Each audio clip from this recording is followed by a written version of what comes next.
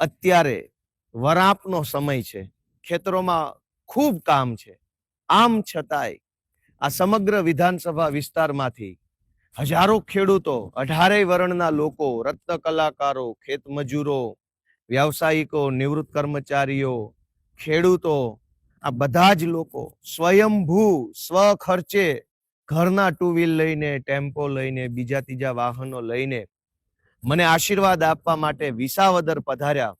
એ બદલ હું સૌનો ખૂબ ખૂબ આભારી છું.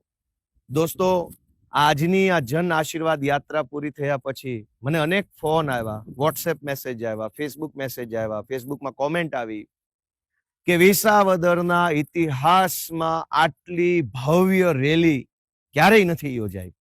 મારા માટે આ સૌભાગ્યની બાબત છે કે વિસાવદર ભેસાણના લોકોનો મને આટલો અપાર પ્રેમ મળી રહ્યો છે.